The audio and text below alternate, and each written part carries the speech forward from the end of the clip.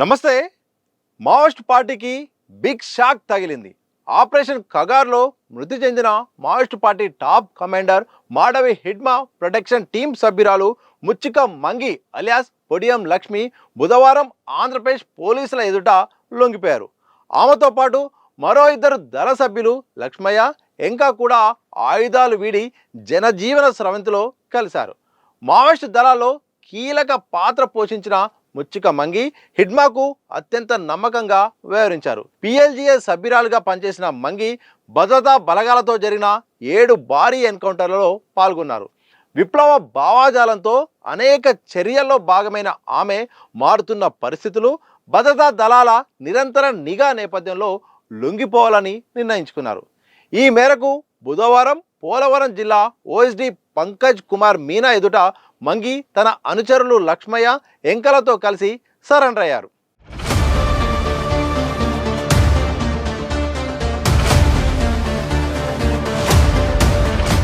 ఇక ఆయుధాలు వీడి శాంతియుత జీవితాన్ని గడిపేందుకు ముందుకు వచ్చిన వీరికి ప్రభుత్వం నుండి లభించే పరిహారం, పునరావాస పథకాలు వర్తింపజేస్తామని పోలీసులు తెలిపారు.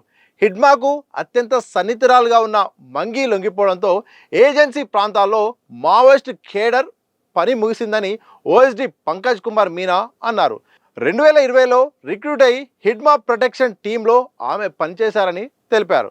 కర్రెగుట్టల్లో బలగాల గాలింపు చర్యల్లో తప్పించుకున్నారని ఇదే సందర్భంలో ఆయన వివరించారు.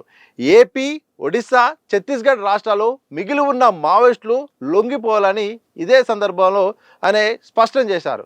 అయితే ఆపరేషన్ ఖగార్ ముగిసిన తర్వాత ఇక పోలీసులకు సంబంధించిన ఏదైతే ఈ భద్రతా బలగాల ఆపరేషన్ కూడా చాలా తగ్గుముఖం పట్టే అవకాశం ఉంది. దీన్ని అంతగా సీరియస్ తీసుకోరు. ఒకవైపు కేంద్ర ప్రభుత్వం అయితే మాత్రం మావోయిస్ట్ రహిత భారత్గా చేసినాం, ఇక మావోయిస్టు పార్టీ లేదు, పార్టీకి సంబంధించిన కీలక నేతలు ఎవరు లేడంటూ కూడా పదే పదే ప్రకటనలు చేసిన సందర్భం తెలిసిందే. కానీ ఎక్కడ కూడా ఇటు ఒకవైపు ప్రకటనలు చేసినప్పటికీ కూడా ఏదైతే మిగిలి ఉన్నా ఇంకా యాక్టివ్గా ఎవరైతే అడవుల్లో జనజీవన స్రవంతిలోకి కలవడానికి ముందుకు రాని వాళ్ళని అయితే మాత్రం ఏరివేసే కోణంలో అయితే మాత్రం ఆపరేషన్ అయితే మాత్రం ఆగట్లేదు.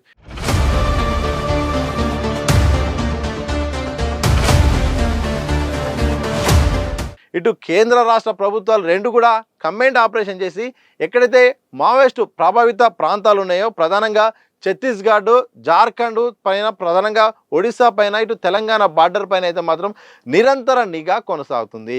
ఇప్పటికైనా రండి, మీకు తప్పకుండా పునరావాస పథకం అందిస్తాము, ఎలాంటి కేసులు లేకుండా చూసుకుంటాము, మీకు ఉపాధి అవకాశాలు కూడా కల్పిస్తాము, సాయుధ పోరాటం అనేది ఇప్పుడు అవసరం లేదు అంటూ కూడా పదే పదే మనం చూస్తున్నాం. ఇటు రాజకీయ నాయకులు అలాగే ఇటు ఇదే సందర్భంలో పోలీస్ వ్యవస్థ కూడా ప్రకటనలు అయితే చేస్తుంది. మరోవైపు ఈ సందర్భంలో అయితే మాత్రం ఒక కొత్త చర్చ కూడా వస్తుంది. మరి జైల్లో ఉంటున్న వాళ్ళ సంగతి ఏంటనే దానిపైన అయితే మాత్రం ఇప్పటికే పౌర హక్కుల సంఘాలు అయితే మాత్రం ఒక కమిటీ చేసుకుని ప్రతి సందర్భంలో ఒక సమావేశాలు కూడా నిర్వహిస్తున్నారు. ఈ మధ్యకాలంలో 29వ తారీఖు అనుకుంటా హైదరాబాద్లోని ఇంద్ర పార్క్ దగ్గర కూడా జైల్లో ఉంటున్న రాజకీయ ఖైదీల విడుదల ఏమైంది, ఎందుకు చేయట్లేదు, చెయ్యాలి, మరి వాళ్ళు కూడా సరెండర్ కావడానికి సిద్ధంగా ఉన్నారు, వాళ్ళ విషయంలో ఎందుకు ఇట్లా చేస్తుందనే దానిపైన ఇక ప్రధానంగా ప్రశ్నలు కూడా వస్తున్నాయి. మరి దీనికి కేంద్ర ప్రభుత్వం ఏమైనా సంప్రదింపులు జరిపి ఏమైనా చేసే అవకాశం ఉందా?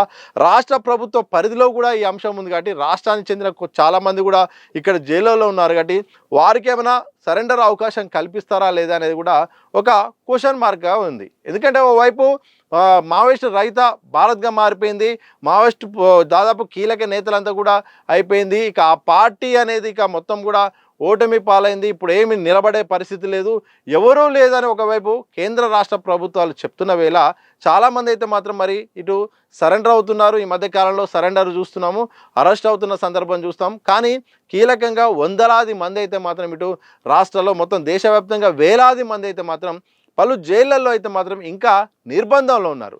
వాళ్ళ పరిస్థితిపై ఒక క్లారిటీ ఇస్తే మాత్రం దాదాపు ఈ యొక్క ఆపరేషన్ కగార్కు ఒక అర్థం ఉంటుంది, ఒక విజయం సాధించినట్టుగా ఉంటుంది. మరి ఆ విషయంలో మరి కేంద్ర రాష్ట్ర ప్రభుత్వాలు ఏమైనా నిర్ణయం తీసుకుంటాయా? తీసుకోవాల్సిన అవసరం ఉంది, కానీ ఎందుకో ఇక్కడ ఈ విషయంలో మాత్రం ఆలస్యం చేస్తున్నాయి. ఎందుకంటే సరెండర్ అయిన వాళ్ళు చాలామంది పైన కూడా నిఘా ఉంది, వాళ్ళకు సదుపాయాలు కల్పిస్తున్నారు. దాంతోపాటు జైలు నుండి వచ్చిన వాళ్ళకు కూడా సదుపాయాలు కల్పించవచ్చు. ఎందుకంటే ఇట్లా ఇవ్వడం వల్ల చాలామంది వందలాది మంది కూడా బయటకు వచ్చే అవకాశం కూడా ఉంది. వాళ్ళకు కూడా రావాలని ఉంటుంది. కేసుల విషయంలో కూడా ప్రభుత్వం క్లారిటీ ఇస్తే చాలామంది వచ్చే అవకాశం ఉంది. చూడాలి. ఓవైపు అయితే మాత్రం ఆపరేషన్ కగార్ ముగిసినప్పటికీ కూడా కేంద్ర రాష్ట్ర బలగాలు అయితే మాత్రం ఎక్కడైతే మావోయిస్టు ప్రభావిత ప్రాంతాలు ఉన్నాయో అక్కడైతే మాత్రం ప్రధానంగా దృష్టి పెడుతున్నాయి, చెల్లడ పడుతున్నాయి, ఆనవాళ్ళు లేకుండా చేస్తున్నాయి, దాదాపు సరెండర్ అయ్యేలాగా చూస్తున్నాయి, ఎప్పటికప్పుడు కూడా హెచ్చరికలు జారీ చేస్తున్నాయి.